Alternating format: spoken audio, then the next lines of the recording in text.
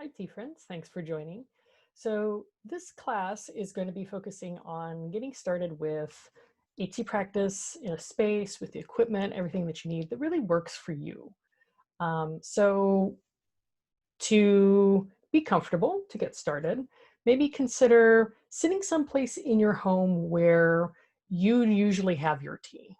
You know, that might be sitting on the sofa with a little coffee table next to you and you have a tea set on it. It could be somewhere in your kitchen.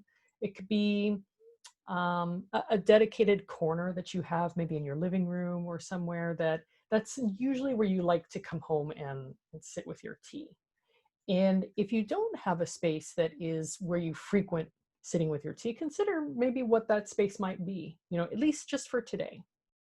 It might also be helpful to have nearby some teaware that you enjoy using, maybe just some tea to actually drink while we're chatting, to really give some consideration to what you have already.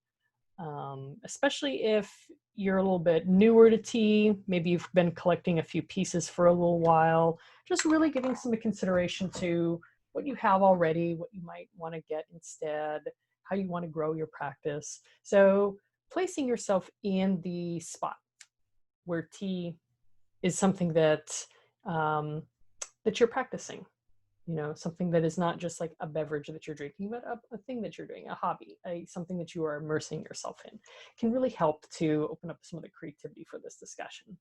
So we're going to be looking at 4 areas of tea. We're going to be looking at the tea space. We're going to be looking at equipment, tea wear, which is kind of a related discussion to equipment, but a little bit separate. And then lastly, tea, because I know that people always have lots of questions about teas they should buy and how they can manage different amounts of tea that they have so that they don't get overwhelmed. That's really part of the core thing with this class, is a tea practice that fits you, that's not overwhelming, that's something that you can really grow into. And we're centering this discussion in the area of looking really at budget, a budget that works for you with your tea, that's not overwhelming for you. And budget really matters. Budget's an important consideration. And I don't, you know, when I anchor the discussion in that, I don't want it to seem something like where money is the most important thing when it comes to a tea practice. But it definitely matters, because tea is something where somebody can look at a setup that a person has for their tea. They can look at the photos on Instagram, they can look at all the teaware, um, and it can give the impression that this is a really expensive hobby, that this is something that takes a substantial amount of resource and time to get into. And I have seen instances where that, you know, affects folks for wanting to feel that they can dive into this practice, that this is something that they can really bond with, if it feels like the financial barrier is just going to be really steep. It's also a consideration when it comes to space. You know, if you live in a small apartment, or if you, even if you live in a house, but you have a small amount of space that is just yours because everything else is shared with your partner or with kids or with other family members. Maybe you work from home like I do. And so you have things that you have to juggle domestically along with your tea, right? And anything else that you might also have. Space is a consideration too. So I think it is really helpful to have this in mind when we get started, and so that we can make smart decisions when we are getting started with our tea, and kind of have a sense for where we're going to go with this, where we're going to grow. So, you know, budget definitely matters. It's not something that is just a small consideration for this practice. And with that comes the acknowledgement too that your interests with tea will change. You know, what is really drawing for you right now may be different in 6 months or a year. It'll certainly be different 5 years from now if you really stick with this tea thing. I know for me, those first few years were, I was changing quite a lot in terms of what interested me.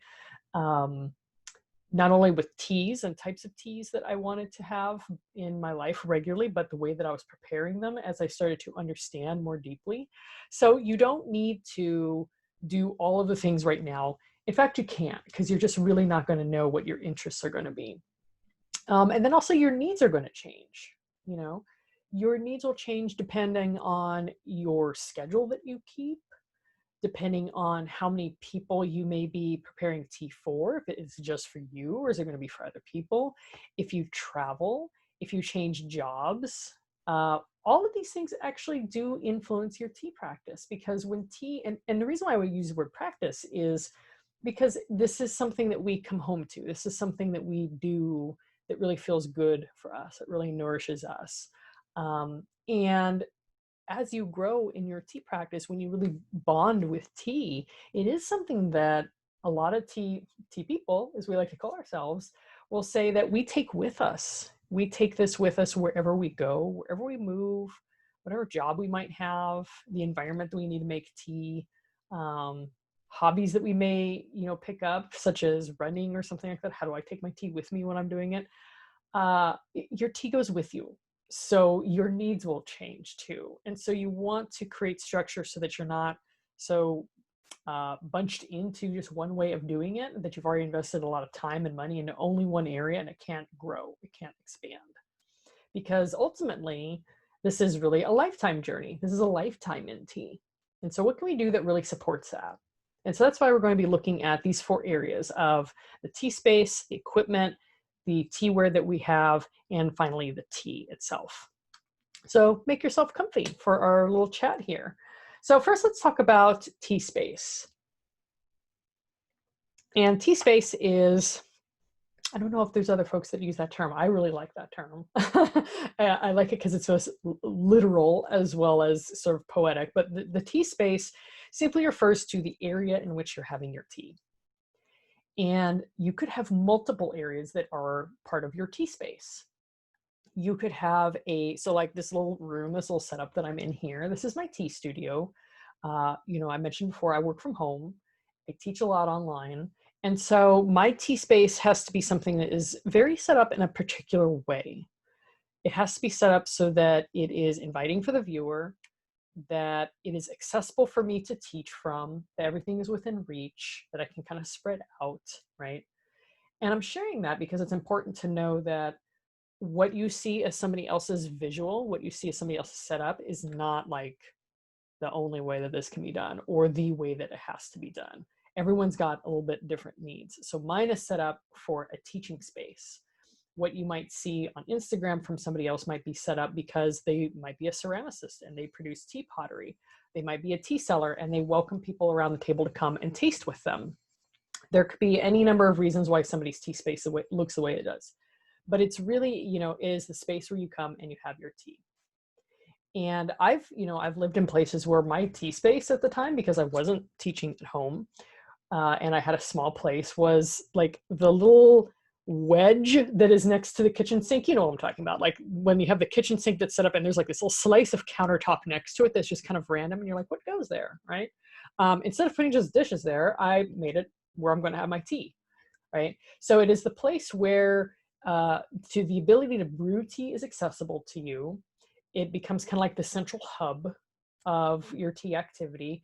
It might be where you store the majority of your equipment or not. Maybe just like the stuff you use every day is kind of there, and then the rest of it is somewhere else, maybe in your kitchen or something. But it's what facilitates being able to make tea. Anytime that you want to go and make tea, that's the space that you go to. And some of the reason why you may have multiple tea spaces could be, let's say, if you have a house with quite a few rooms, or if you have a patio. I know some folks who have like a little separate mini tea space in a guest room. I've stayed with a really lovely tea friend who has a little space set up for guests in the guest room where they can make their own tea without having to feel that they have to, come downstairs to the kitchen to make tea, and they want it. People have tea, a little space out on the patio so they can have a little bit of an outdoor setting for their tea.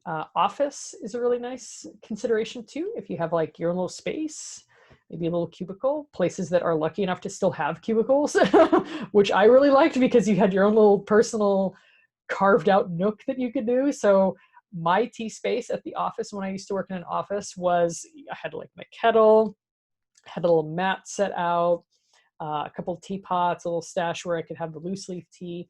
And so it was very set up to be something that was a calming environment, something that felt really nice to help me feel connected to myself while I'm, working in an environment that can be a bit oppressive in a sensory way. You know, it really sort of dulls our ability to connect to ourselves when we're working in an office, right? We feel we're just kind of part of this group effort of work, which is not a statement on the work itself, but it's just the environment can feel, you know, you don't feel as internal. So having a little tea nook set up can feel really nice in the office. I also have a setup for when I travel too. So which is frequently. So I have like a little canvas tote, little bundle that I keep some very sparse little tea things in. It'll be like a little rolled up mat that I put out. I might bring a gaiwan, or often my favorite little mini kyusu pot, and I bring a little cup and a couple packages of tea, and that's it. Maybe I might bring a couple rocks that I'm really grooving on right now and feeling really interested in. Might bring a little candle with me. You know, something that helps create a little bit of peace, a little bit of like, that's the serenity, that's the tea spot. And so I do that every time I travel. It's just a little small kit, nothing too elaborate. It changes seasonally, which we're going to talk about in a second, but something that helps you reconnect and feel that you are back at home in your regular tea space where you like to practice. So thinking of the places then that you need to have a tea space, that could be a helpful start to this discussion. Where are the places in your life that you practice tea regularly, or that you would like to start that and that you want to create a tea space for? It starts with what's at home, and then think of if there's some other areas in your schedule, in your life, that you would like to invite that in. So some of the features in a tea space often reflect a bit of seasonality, a bit of what is going on in the world outside.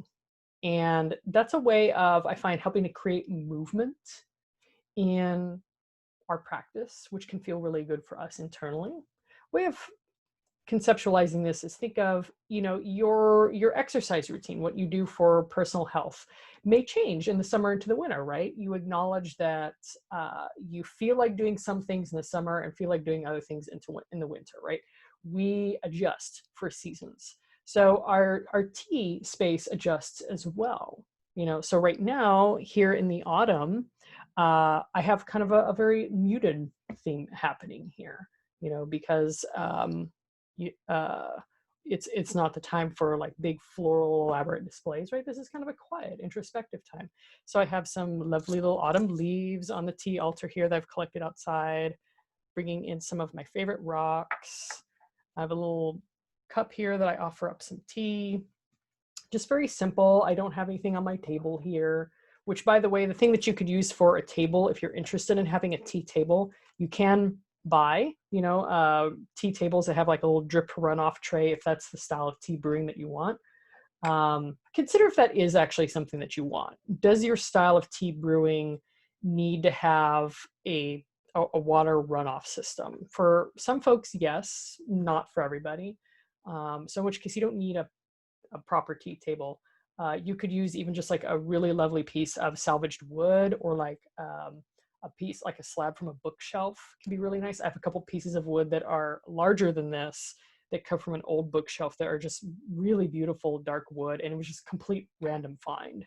So look for things in salvage shops like that. It doesn't, something we're going to keep coming back to in this class is not everything has to be the official tea thing for something. It can be like a salvage find, right? So you might want a table or something. You may even just want, if it's a portable tea space you're looking for, like a simple little board, just like a nice board or a little cutting board kind of thing, a tray, something like that. So something as a foundation to practice on. You may also want to have like a little drop cloth, a little runner. You'll see that in a lot of tea displays. There's this beautiful little runner. A chabo is what that's called. Now you can get official ones. Again, you could get something that is designed specifically for that, or you could make something yourself, make something a little bit different. So I'm a fan of using scarves for chabo, and this happens to be one that this one was made for me a long time ago by a tea friend, and it has cherry blossom leaves on it, which I find really lovely. So this is my spring chabo. So my spring setup in the tea room is I have this out. I might have a little rolling kind of bamboo mat here just to sort of section things off and organize them. I also have, I'll change out the display up here. I have a little cherry blossom flower that I can put out.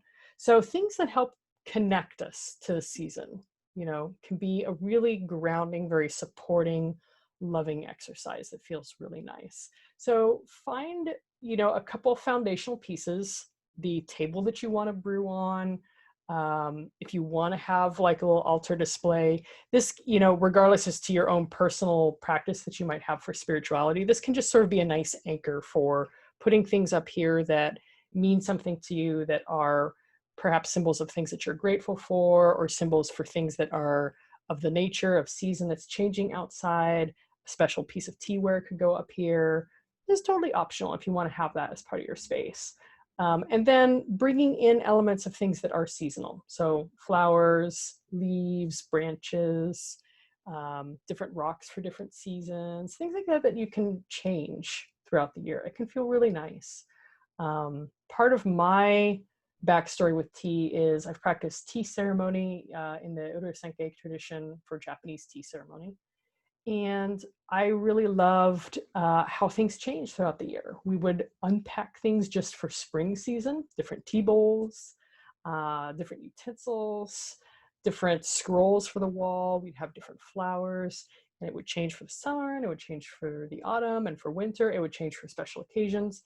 And this doesn't have to be super elaborate, ornate, it doesn't have to be expensive. It can be things that you actually gather from outside, but it felt really good. It felt especially perhaps right now when we might be feeling a bit stuck, a bit stagnant. It helps to create movement. It helps us to feel unstuck. So consider how you can invite seasonality into your practice. And then, like we said when we were starting, what can be portable if it needs to be? So do you need something you take to the office? Do you need something that you take if you are traveling between locations? Do you need something that is smaller for a few different rooms, or is there one main tea space? So bringing in intentionality into what you want to claim as the tea space is a good start. And so this leads us into a little bit of discussion about equipment. So let's talk about what sort of gear we need to be able to make good tea. And again, a lot of this is all totally optional. This is just sort of my suggestions for things. When I'm thinking of equipment, one of the main things I'm looking at is I need it to be multi-purpose. I need things that can serve a wide range of different purposes, can brew for a number of different types of tea.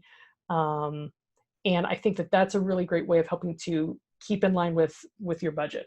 So you're probably going to need a kettle, some sort of kettle to get started here, right? You've probably noticed a lot of folks using these gooseneck kettles is what this is called. These are really great for tea because they pour slowly. So if you're a little bit newer to using a kettle, but also using a kettle with a small teapot, like if you have like a big kettle on your stovetop, right, that can feel a little awkward to take the big kettle and use it to fill a little tiny teapot, right? You're not really quite sure exactly how the water's going to come out. So these gooseneck kettles are really great for directional water pour. They were kind of primarily developed for the coffee audience, and tea people have really taken to them because they are very helpful for our purposes too. One of the main companies that you'll see for these is Bonavita. There's a number of different companies, but Bonavita makes a lot. They're kind of beloved in cafe audience. And as far as price and what what options you have, so many kettles now can come with the ability to adjust water temperature, which is super convenient. So you don't necessarily need to use a thermometer and stick it in the spout and trying to figure out that. You could get something that adjusts water temperature. And they're actually a lot cheaper now than they used to be. When those kettles first started becoming available, maybe like 10 years ago, is like when they really started to take off. The initial offerings were $120, $130, and you can still find ones that are that expensive, but they've definitely come down because it's become a much more common feature to be included. So the Bonavita one that can adjust the temperature automatically is around 60-ish. They also have ones that, you know, just boil the water. And so if you're getting a kettle that only boils, just know that you're going to have to figure out some way of reading the water temperature, especially if you're brewing a wide range of different types of tea. So you could buy a little thermometer, and usually most of these lids have little holes. And so you can just stick the thermometer right in there, which is super awesome. There's fancier versions of these. So this one is made by Fellow that has become really popular, has a nice little wood handle. But again, you don't need to buy something super fancy for this. They're really affordable, really accessible. So definitely get yourself a good kettle. You know, they're worth the investment. They're last a long time, very loyal. You will probably want a timer of some sort. I recommend actually just getting a separate timer and using that for your tea, partly because yes, you have one on your phone. We could all stand to be on our phones a little bit less. So get yourself a separate timer just for tea. You might also want a gram scale. Gram scale is really helpful for calibrating your brewing to a more specific standard and a more specific parameter that you can replicate, that you can figure out. Why does my tea taste differently every single time I'm brewing it, right?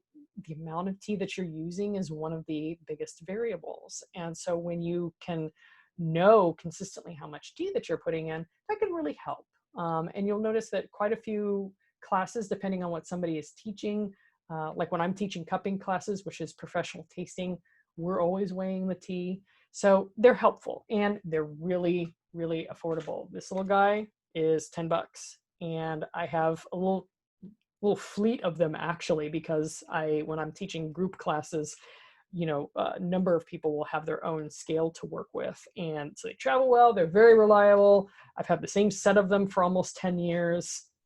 They are very worth it, very easy to use. So consider getting a little gram scale, something a little kind of discreet you can keep off to the side if you don't like something that's very techy looking in the space. So kettle, gram scale, timer, those are kind of the basics when it comes to actual equipment that you might need.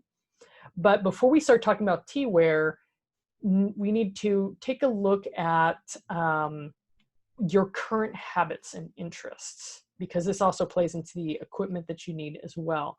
So are you primarily a solo tea drinker? Is it really just you in the house that is making the tea? Because that can affect things like how much water do you need to heat at one time, right? This may not be realistic for a family of 4 that is all drinking tea, right? You might want to get something like a Zojirushi, which is a brand of water heater. Actually, it's a kitchen appliance company, but in tea folks, when we refer to the Zojirushi, we mean like the hot pot that keeps the water hot, that you can get something that's like 4 liters, like this big thing that just keeps water hot all the time, right? That can be a really great solution for a family that is all drinking tea, right? Whereas this, you'd be filling it constantly. And it might be a little bit annoying. Are you making tea that is primarily hot tea, or are you making iced tea? If you're making iced tea, you may want to get like pitchers for that, some ice cube trays, things like that. And are you interested in kind of culinary exploration with your tea, right? Are you a little bit more experimental? You need the ability to make beverages, for example. You might need some things that are borrowed a little bit from mixology or from just literally from your kitchen. Or are you more interested in kind of classical tea preparation? Are you going to be looking more for things that are, well, like little tiny teapots, like we'll talk about in a second here? So think about what your current interests are, because that can really affect the type of equipment that you get. Again, remember, not everyone's tea setup is the same. Not everyone needs all of the same stuff when it comes to talking about tea wear and everything like that. So moving into talking a little bit more specifically about tea wear itself, I want to talk about good tea wear items to have that are really going to help you with your practice. So again, thinking of what's accessible and what is something that is very multi-purpose. So chances are you're probably going to need some sort of teapot that can take care of your daily tea brewing, right? Something that is going to be kind of like the workhorse, right? So that could be a teapot. It could be a mug with an infuser basket in it. but something that's probably going to be a personal size, you know, around 12 or 14 ounces. I particularly like these teapots that are made of glass because I can see what's going on. So glass and a porcelain type ceramic are going to serve best a widest variety of teas. You know, tea ware, as we'll see in a moment here, can be made of all sorts of different types of materials. Oop, different clays and different textures. And so it can seem a little bit overwhelming at first, but try to find something, you know, glass or a smooth ceramic like this Gaiwan that I'm practicing with here. So something that is glazed, that is smooth. That's really going to help you for a majority of the types of tea that you're going to be preparing. So something that could be kind of like your daily tea provider. So like this pot, you know, I can use this for green teas, white teas, oolong teas, a whole range of teas. Beyond just kind of your workhorse brewing, this might be where you want to get into looking at traditional type of brewing. If you're interested in that, again, if it's not the time for you and it's, you know, feels a little bit new, that's okay. That's totally okay. You can always grow into things. So a Gaiwan, Gaiwan is how you spell Gaiwan. This is a traditional tea brewer. It's the one that you were seeing me use earlier for my tea that I'm going to take a little sip of here. And so think of these kind of like a little tiny teapot. Basically, it's just a small amount of tea that I put in here, and I add water and I keep re-steeping the same tea in here. So I just use the lid to hold back the leaves, and I can decant this straight into a cup if I like.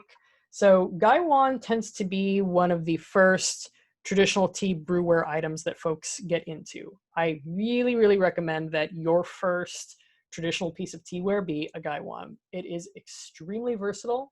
They work for all types of tea, green tea, white tea, black tea, etc. And one of the things that's really lovely about them is the tea is super accessible here. I can lift off the lid, I can see the tea as it's brewing, I can see the water color changing. I can make a decision in a split second that I think it's done and pour it. When you're working with big teapots that are made out of ceramic, it's not very accessible. You can't really see what's going on inside there. And that could be a challenge when you are just getting started. That's one reason why for larger size servings, I recommend using glass, because you can see what's going on. And you're going to spend a big portion of your first several years really wondering what's going on. So being able to see your tea and interact with it quickly and closely is of paramount importance. So that's why a Gaiwan, I feel, is such a great investment. And also they're nice because you're making just such a small amount of tea at one time. So in terms of budget, in terms of stretching out your tea supply to last longer, this is a great deal because you're just making small little servings. It allows you to taste little bits of tea at a time without too much commitment, right? Instead of only having a big teapot that you have to use gobs of tea every single time that you want to try something. A runner-up to a Gaiwan is this professional tasting tool called a cupping set. I also recommend getting a few cupping sets. So by set, these come in a little 3-piece deal here. So it comes with a little bowl. It comes with what looks sort of like a little espresso cup. It has a little handle. If you look on the front, it's got these little serrated kind of teeth looking thing. So, and some styles will have like a little notch cut out, like a little half moon notch instead of little teeth. Basically, this acts as sort of a built-in strainer. It comes with a lid. So I steep my tea in here. And then when the time is done, I pick it up, just like I do the Gaiwan, by decant it into the cup that it comes with. And so cupping sets are used for professional tea tasting. So tea tasters around the world will use these to brew very small samples of tea, just 2.5 or 3 grams of tea at a time, very small, and evaluate tea. But they're also a really great tool for learning about tea for non-professionals too. Similar reasons as the Gaiwan. The tea is very accessible. I can lift the lid, I can see what's going on, I can smell inside the pot really easily and get up close to the leaves. It's also a really nice way to taste tea comparatively. So when we're tasting more than one tea at a time, if we can prepare them side by side, that's really helpful for understanding the differences between teas. Because when we're only tasting one at a time, it's actually really hard to learn about tea. You know, you're trying to recall if it's similar to something else that you've had, and unless that thing that you've had is right in front of you, that's really hard, you know. So being able to compare side by side is really helpful. So I definitely recommend cupping sets. Both cupping sets and gaiwans are really affordable. A cupping set will run you probably somewhere between $15 and $20 for one set. A gaiwan, a nice one, is probably going to be somewhere around $15, $20 as a basic one. You can certainly get ones that are fancier. The one thing I really like about gaiwan is because it comes in a wide range of prices. So you can really kind of fine tune your decision based on that. Whereas some other types of pots, to get good quality, you have to start at a higher price point, which we're going to talk about in a second. But gaiwan come in quite a wide range. I'd recommend getting something that is, I mean, this is just me personally, something that is around 120 milliliters. You'll see some recommendations for, or some specifications rather, when you're shopping for these. Somewhere around 120, 150 maybe milliliters. A cupping set is also 150 milliliters. It's a standard size. It's only one size that's used around the world, really. And that's about, for those of you who are on the ounces side of things, it's somewhere around 4 to 5 ounces. It's a small amount. There are gaiwans that are much smaller, really, really tiny ones. They get really hot. They can be a little bit difficult to hold. There are also ones that are quite a bit bigger that are, you know, rather than using as a teapot where I brew it in here and I decant it into something separately, they're actually almost just like a large cup and you just sip from it directly. I find this size to be the most versatile though, somewhere around 120, 150 milliliters. I think it's most versatile for a wide range of tea. So cupping sets, gaiwans, those are really great choices. Now, when you're working with, aside from a cupping set, which comes with its own bowl and its own cup that we're going to brew the tea into or decant the tea into, when you're using a gaiwan or any other sort of like a small pot, this guy that I'll talk about in a second here, you're going to need something that the tea goes into after it's done brewing.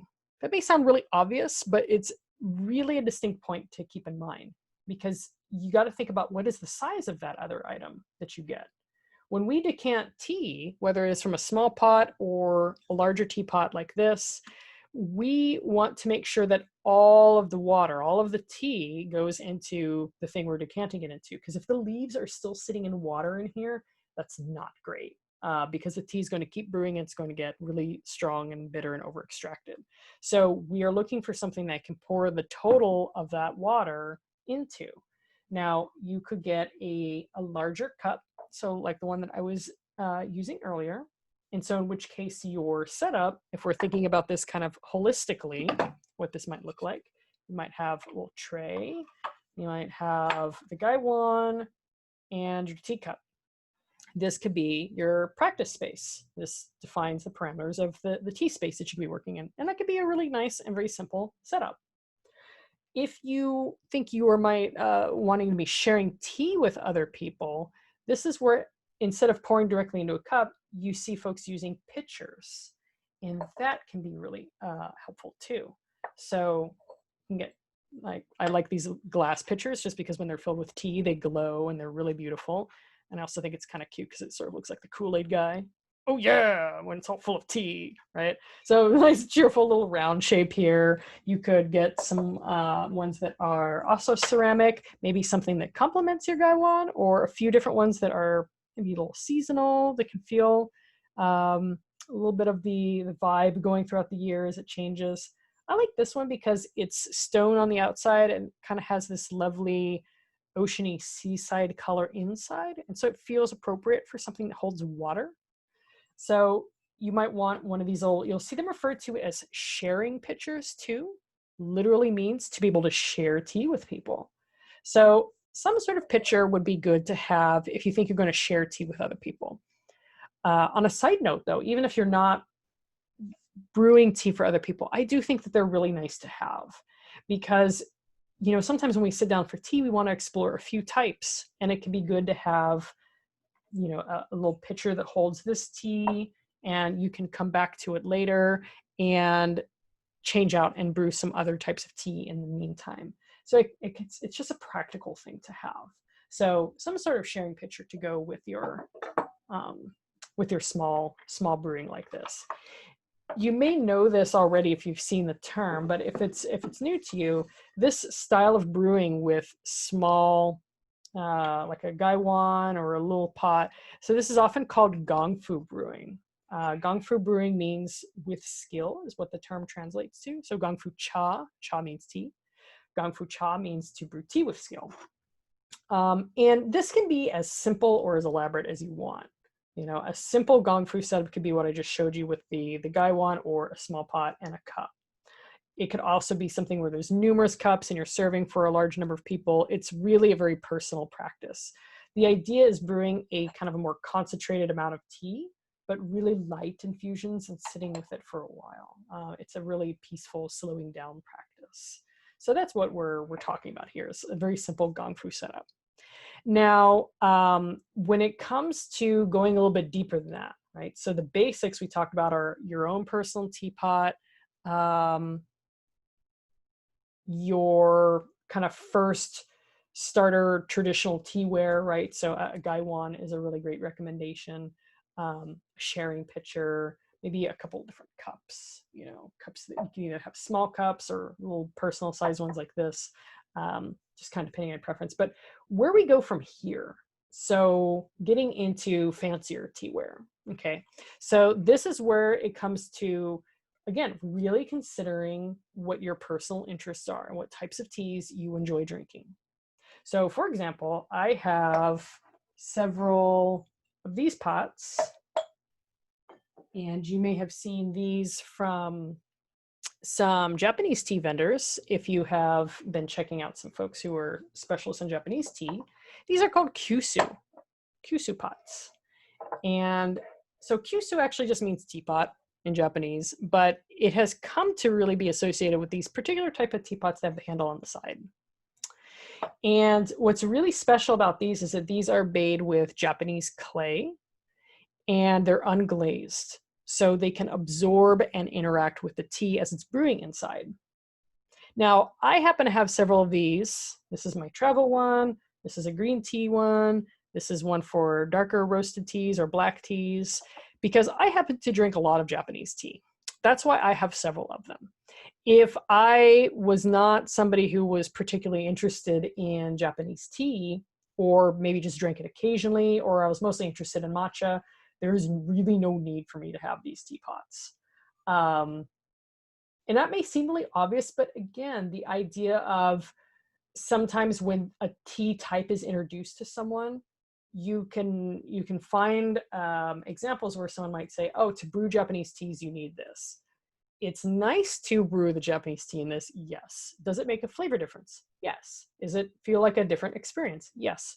But I do not need to have it to just start exploring Japanese tea. I could use like my little glass teapot that I was sharing earlier. I could use a cupping set. There's any number of ways that I could get started with exploring Japanese tea that do not involve buying a special teapot for that. This is more for when, okay, now I really know that I like these teas and I'd really like to spend more time with them. So now we can consider what we'd like. And aside from just space to be able to have a lot of these, the consideration here comes with budget. To get a teapot where the difference is meaningful, meaning it's not just for style, it's not just an appearance thing, but it is actual Japanese clay. It's meant to pair with that type of tea. You're looking at something that's starting price is going to be probably somewhere around $50 for something of good quality, right? You can find cheaper kyusu that are Chinese-made kyusu that are really, I think, more ideal for food service, where you need something that's, I mean, these are really thin. You know, some of them are almost like paper thin. They're delicate, so you don't really want to use them in a cafe setting or a food service setting unless it was really tailored for preparing Japanese tea and folks who are very aware of the delicate nature of the ceramics. You kind of want something more durable in food service. And so a lot of the Chinese style ones are thicker. It's Chinese clay, so it's a different clay type. And it's meant more for the aesthetic, it's meant more for the visual, that it looks like a Japanese teapot. But if your interest is in brewing the tea in the Japanese pot because you really want to see and explore those differences, you're going to want to get a Japanese pot. So it just doesn't make sense to get something that is the more aesthetic, cheaper than one, because it just doesn't help you. It's kind of a waste. Same thing is true with the little small clay teapots. So sometimes we see these referred to as yixing pots. Yixing is actually a specific type of clay from a specific region in China. And so the pots that are made from that clay are the ones that are called yixing pots. The term has kind of become more broadly used for all teapots that look like that, these little small clay pots. So I think it's more accurate to call them small pot, to broadly more encompass the different types of clay that may be used for them. So small pot brewing, which is really popular for Gongfu type of brewing. If you don't have a Gongfu practice, and you're not really interested in preparing with the small wares like this, it's not really necessary to get these pots just yet. Save it for when you have an interest for that. Ideally, these are at their best when you have each one dedicated to a specific type of tea. So I wouldn't change and brew like a really light green oolong in this and then change to a dark shopur. Like, these are unglazed, just like the Japanese kyusu. So they start to absorb tea flavor. And when you're changing out teas frequently like that, it's going to kind of create a muddled experience with the seasoning in it. They're almost kind of like a cast iron kettle in that way. They become seasoned to the tea. So it's worth it to consider then, what are the teas that you prepare perhaps most frequently that would be of most interest for you to explore in this way? And then, try it out. Try getting a small pot for just that one type of tea that is something that you really connect with, right? Rather than randomly getting one and you don't know what tea you're going to get, because these are very collectible. It's kind of a notorious thing for a tea person to have a whole little section of their tea wear that is just devoted to the small pots. And if that's your thing, if you're a collector, then embrace that, right? Because that's the kind of mentality for it. It's a collector's thing. It's something that feels really good to do that. But collecting is a little bit different than what are you actually practicing with? What are you using to brew it for? So I actually only have a few small pots myself, and I have them for specific teas. And I don't have a huge range of them because I don't collect them for reasons of just collecting. I get them because I want to prepare tea in them. Another way when collecting ceramics or just accumulating them to approach balancing the budget needs is to consider getting some of your ceramics from local made pottery, or or at least more broadly American potters, because you can find some beautiful quality out there. And so like this little small pot, for example, is from somebody in the Pacific Northwest, and this was $80. And normally, like a small pot from a master ceramicist in China, for example, I mean, you can be looking at something that's several $100s. And it's not that it's not worth that investment, but that's not a starter pot. That's something for when you're really at that level, you're able to, appreciate that. So if you want to get something that is of good quality, then maybe consider buying something that's domestic made, because, we have a lot of really talented potters here and ceramicists, people who've been studying tea, who perhaps do apprenticeship in Asia with master potters. And so it's a really kind of nice broadening of the circle of who is participating in tea and who is carrying on some of these traditions. It's a great way to support up and coming artists. And it's also a great way for you to get something that's really high quality, lovingly made for a price that can work a little bit better for you. If you're looking for something that's significantly less, you can find some of the clay pots that are, you can find them for like $20, $30. They're going to be machine made though, just know that. Chances are they're machine made or with very little human interaction. you really want to know exactly where those came from, what kind of conditions they were made in, if the clay itself is clean. A lot of them can also just be made for ornamental purposes. Sometimes people get really excited when they travel and they get these tea sets that they find in a gift shop somewhere and thinking that that's for preparation of tea. A lot of those are for gifting. They're really, you know, and for display only. They're not something that you would use for tea preparation. So you want to know where something comes from. If you're going to spend money wisely, know where it's going. Support somebody who's an up and coming artist, support somebody who is a master artisan. Use your money wisely. Don't just buy for the aesthetic of it, like because you think you want to have that pot right now, is my advice. I suggest that not just from a broader discussion about budget in general, and certainly not from a, I'm trying to tell you what to do with your money. I'm saying that as somebody who, you know, tea has been a part of my life for almost 20 years. My selection of tea wear has changed a lot. And when I first got started, I spent money on just, when I saw something that resembled what I wanted, I was like, ooh, that's the thing. I've seen that. I need that, right? And so I ended up accumulating quite a lot of tea wear that I just did not use because the quality wasn't great. And my story is not unique. Like so many tea people do this, where you accumulate stuff quickly in the beginning, the starter tea wear kind of things. They're just lower quality. They're not going to last you very long. And it can be fun to dabble with that a little bit, but try not to go overboard because, like I said at the beginning, your tastes are going to change, your needs are going to change. So maybe just pause a little bit and buy something that means something. It's a little bit more considered. Some other examples of ways that we can do this are if you're interested in matcha, if you are a matcha fan. So, you know, matcha bowls, which are called chawan, are really beautiful. They can also be a bit pricey, you know, something like $80 or $100 for a nice bowl. Again, consider, consider local pottery, consider perhaps things that are made from special events too. So like one of my favorite chawan that I have here is from a charity event that actually I think this runs in several cities too, but it's a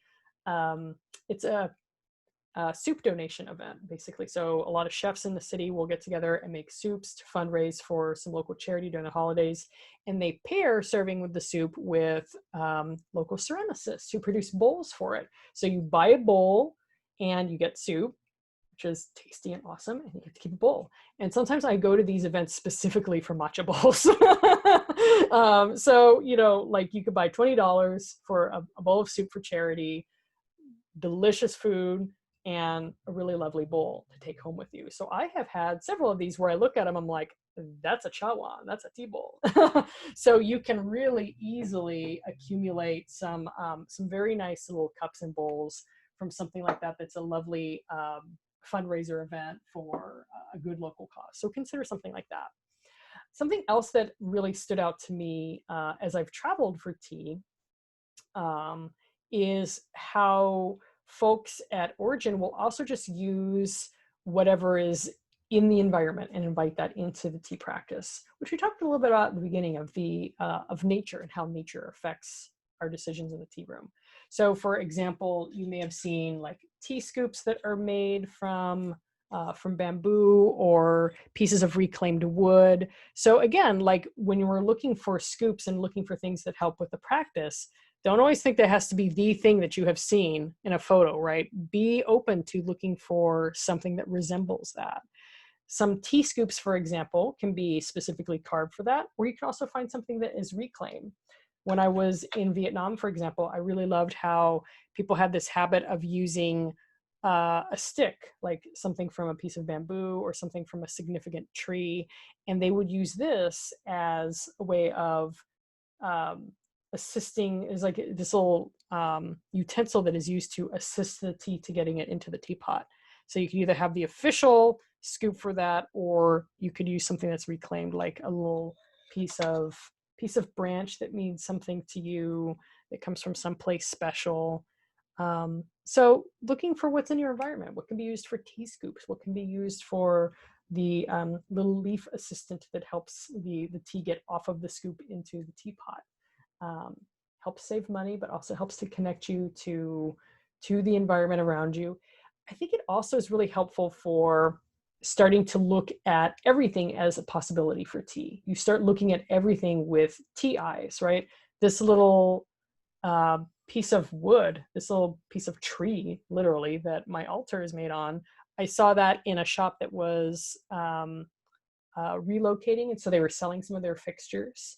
And so they had these slabs of tree that they had used for display of things, and they were getting rid of them. And I was like, oh, tea thing, right? So you just start looking at things as tea things when you do that. So moving aside from having the official thing that may cost quite a bit, to just being a little bit more open about what you can include in your practice, a little bit more mix matchy. So lastly, I want to talk about tea. So we have talked so far about space and equipment and tea wear, whole lot about tea wear because that's a big one. Let's talk about tea.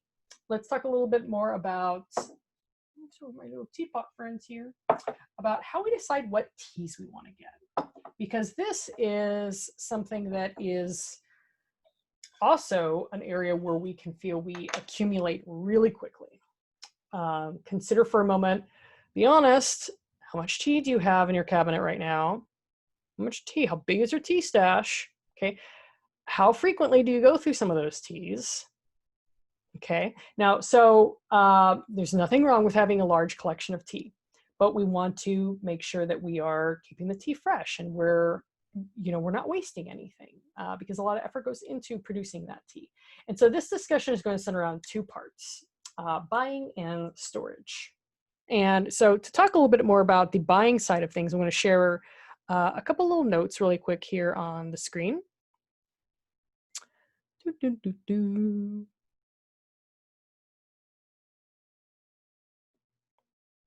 Some things to consider for buying your tea. Understanding price per serving. Knowing, in other words, how far your money's going. This is really helpful, actually, because when you're shopping for tea, whether it's online or in store with somebody, it's hard to know exactly what are you getting for what you're spending. How far does that go? Why is one thing $30 for this package and another one is $5, right? So having a sense for price per serving. So in other words, how much does it literally cost you to have 1 cup of this tea at home? Spoiler alert, having tea at home is way more affordable than having tea out all the time. Not to say we shouldn't be supporting cafes and such who serve tea, but it is your tea, your money's going to go a lot further when you're having your tea at home. So the formula for being able to break down price per serving is the pack price. In other words, what is the price for the package of the tea in dollars divided by the number of servings that you're going to get from that price or from that pack. And that is your cup price. So an example here, you buy a 50-gram pack of oolong for $20. Each serving is about 3 to 5 grams. And that's based on an average like tablespoon or teaspoon size scoop. If we weigh this out, which again, this is why a gram scale is helpful to just understand how much tea you're using. An average serving is going to be somewhere around 3 to 5 grams for some teas. And so that means that in a 50-gram pack, you're getting somewhere between 16 and 10 servings. Now that's just serving of leaf. That is dry leaf that you're scooping out of the pack. That's a serving, right? Keep in mind, most teas we rebrew for several infusions, right? So this also affects that. We're going to talk about that in a second. But so that $20 cost divided by 16 servings at the lower end means that it costs you about $1.25 per serving, per cup serving of that tea. Okay, so that's how we break that down. Now, when we're re-steeping our tea, it gets a lot better. Okay, so let's say, for example, that after some experimentation, you discover you like to re-steep this oolong probably about 3 times. Some oolongs can go way, way longer. But let's say for you, this one's kind of on average, you're doing it about 3 times. So that 50 grams then is actually 48 to 30 servings. That single scoop of leaf is actually lasting you quite a bit longer because you're reinfusing it several times. So that means your $20 cost for that tea divided by 48 on the lower end means it's 42 cents a cup. Now keep in mind, here's the comparison. When you go out to have tea in some places, you could be paying $5 for like a pot of tea, kind of on the low end. If you live in a city or a more expensive area, it certainly can be a lot higher. But let's say on average, it's somewhere around $5. or if you're getting a to-go cup, it's probably somewhere around $3.50. Okay. So there's obviously it's a lot more expensive to have somebody else do it for you and to pay for their equipment and their, to-go wear and all these things. Also, some places, this is something that just kind of, I always look for when I'm having tea out. Some places do not serve your tea with the leaves. They make the finished cup for you. They don't give you the leaves to have a second or third infusion, which I'm just like, what? Because that's part of the enjoyment about tea. Re-steeping tea is not like a cheap thing, it's traditionally how it's enjoyed. You just keep adding water and appreciating how the flavor evolves and how the tea changes. That's part of it, right? And so if you don't have the leaves, then it becomes all of a sudden way more expensive. So this is why having it at home and maybe enjoying tea out for, part of your morning commute or something like that, or when you're with friends or more of a social thing, but not like your regular, how you depend on your tea. Having it at home saves a lot. And buying teas in bulk, buying the teas that are like your daily teas in bulk also really helps. So as an example here on this one website, a pound of the Tea Kuan Yin Oolong, which I'll show you in a moment here of what that looks like physically, is about $59. From this seller, a pound of a green oolong is $64. Okay, so at first when people start getting into tea buying, there could be a little bit of sticker shock for how much something is up front. But again, let's break this down into how many servings. Okay, so a pound of tea is about 453 grams. Okay, so if your scoop of tea is about 5 grams, that's going to be about 90 servings. That's 90 single servings, so just the leaf, right? So a $64 pound would be 90 servings. That's 71 cents for a single cup. That's really cheap. Now, if you're re-steeping that tea 3 times, that's 23 cents.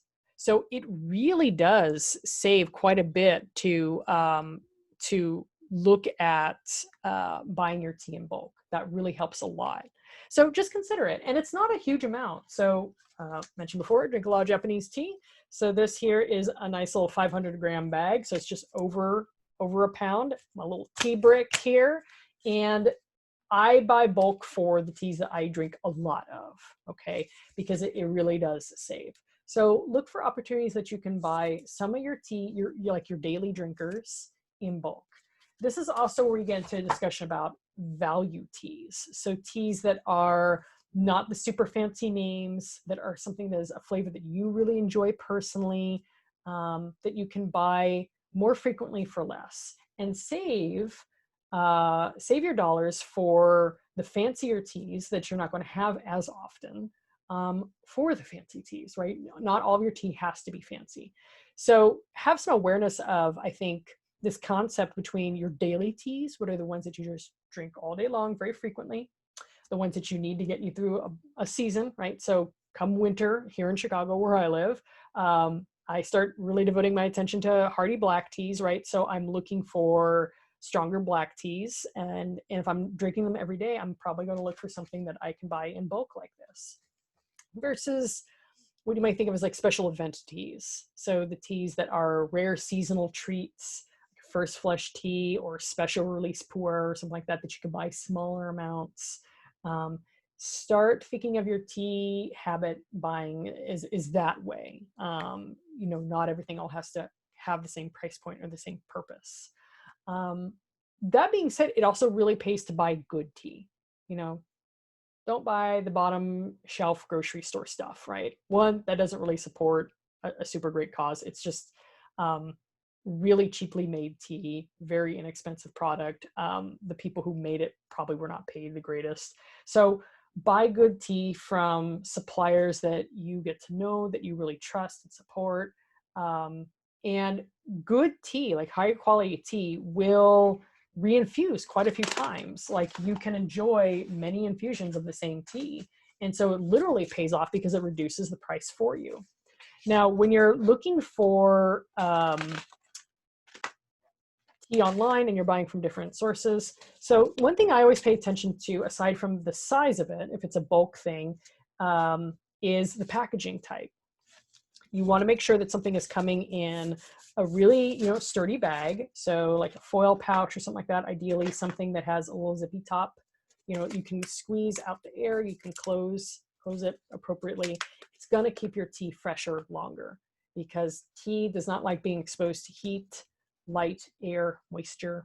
So you want to keep it in a cool and very dry place, and being able to keep it airtight. So looking for something that can be resealed, and something that is with like a foil type packaging is going to work best for that, versus like a little plastic baggie or just paper. It's not going to keep it as fresh. So just something to be aware of. As far as prices for packages, so like this kind of bigger one here, this is 4 ounces. And this tea, most suppliers will tell you how many grams it is on the package. This one is a 25 gram pack. This one is 114.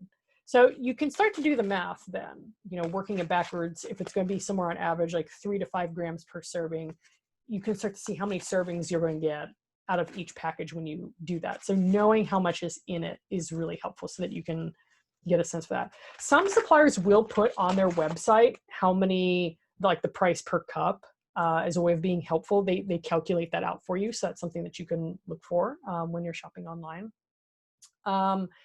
Once you start accumulating all of your little teas, especially if you're looking for like samples, also look for suppliers who sell smaller amounts in samples. That's a really nice way to taste several different types of tea and have a little collection.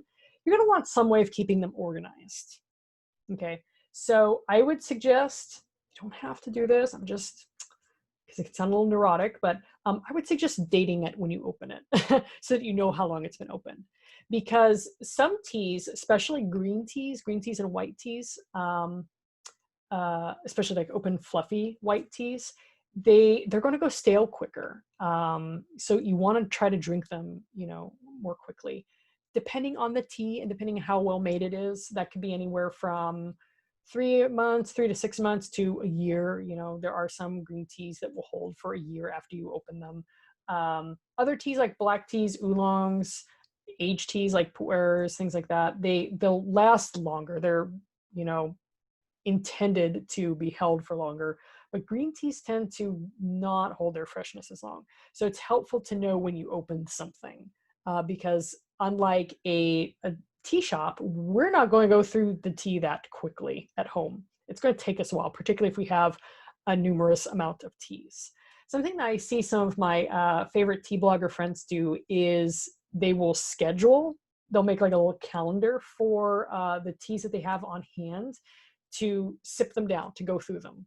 I think in the month of September, folks like to celebrate September Sip Down, where you take an account of what are your oldest teas that you have, the ones that you've been hanging on to for some special occasion that has yet to arrive, and how can we start to drink that down before they go stale. So keeping them organized, keeping them in some way that you know how old they are, when you open them. Maybe even making a schedule for yourself where you might have the teas that you drink every day, that you have on schedule just regularly. You don't need to change the routine. It's okay to still have the daily teas. But then a couple times during the week, or maybe like 1 cup of tea a day, sneak in one that you've had for a while. Like just schedule it in. Like this week, I'm going to be drinking down this tea. And the next week, I'm going to drink down this one, right? So we can enjoy them when they're fresh and they're really at their best. Now, as far as freshness, as far as like, one of the questions I get a lot is, when should I toss it? How do I know if it's bad? So tea doesn't really go bad. It just goes stale. And staleness kind of smells and tastes like this kind of dry, sometimes even cardboardy quality. Like what you want is when you open the pouch, you want to be able to stick your nose in and smell tea. It should smell like, really rich, fragrant tea. When you smell it, and if it smells just kind of like packaging, might be on its way out. Now, there are some ways to revive some teas, like you could get a little simple roaster and just kind of warm it for a bit. But chances are, particularly if it's a lighter oxidized tea or an unoxidized tea, like a green tea, it's probably going a little bit stale. It won't hurt you though. So just because the tea has gone stale doesn't mean that it's harmful. It's just not going to taste as good. It's going to taste a little flat, a little So don't necessarily toss it. If you're kind of thinking right now as you're watching this, oh my God, I've got some really old teas in my cabinet. Smell them, taste them before you toss them, because you just never know. Particularly if it's a black tea or oolong or a pu'er type tea, they'll hold for a long time. You know, I've had some black teas that are like several years old that are just fine, right? So it really depends on the type of tea. Smell it and taste it before you toss it. As far as what you could do if it's gone stale, there's some blogs for that. I'm not the I'm not the person who has a real like deep expertise in that, but some suggestions I've seen are you could use it to be like an air freshener. So tea is really absorbent. And so putting out like a little tray of it in some place that you're trying to get rid of maybe some kind of a stale aroma in the air, it will help absorb that. Some folks will vacuum it into their carpeting for kind of the same reason. You could also compost it. If you have a yard, that's a really great use for it. You can compost your tea. The soil loves it. So there are definitely things that you can use it for. Also, if you're interested in like cooking with tea, some of the teas that maybe have gone a little bit stale for drinking straight up can be used for cooking too. So, you know, if there's still probably going to be some flavor in there, it's just not going to be as vibrant. And the reason why it'd be relevant to use for cooking is because when you're combining it with other things, you don't need the pure tea flavor to be quite as, it's not going to be the main show, you know, it's going to be like a little back note. So it can be used for cooking for that purpose too, for some teas. That's a lot of stuff. So I think that's about it. We've covered, again, space, equipment, tea wear, and tea. As far as like where to get started and how to dive into this tea world. If you have any questions, if you would like to share a little bit about your tea experience, if you're curious where to find some stuff too, I want to show you a little bit about where you can get in touch with me. So this is me. My name is Sooz. My website is beingtea.com. That's the name of my company. My sole area in tea is training and education. This is what I do all day long, every day. I've been working in tea for a long time as an educator, so I'm really happy to help if you're looking for a source for teas or have any questions about some of the equipment or anything that we covered in this class. Just reach out to me at sooz@beingtea.com. And some of the things that I offer, I can create private workshops, custom workshops for folks. I do private instruction for students too. I also offer monthly live classes and events all the time. So there's always something going on here in the tea studio. And if you're interested in taking classes more regularly, if you think that you would like to really dive into this tea thing, you're kind of digging it after this weekend of taking such wonderful events and classes with everybody here at the festival. I do also offer membership for taking classes, and these are self-guided classes. They're both recorded as well as live, so you can jump in at any time. You can take them at your own pace. And membership for classes is just $5 or $10 a month, so it's a really great value to be able to explore tea. The format for them is just like we did here. If it's a tasting class, it'll include some explanation for teas that you might want to have on hand and suggest equipment, but otherwise it's exactly like this. So I hope you enjoy. I really enjoyed spending this time with you, and best of luck to you getting started with tea. I think it's something that will add a lot to your daily life, your direction with where you want to go with things. Tea gives back a lot. So enjoy, and I hope to see you in class sometime soon.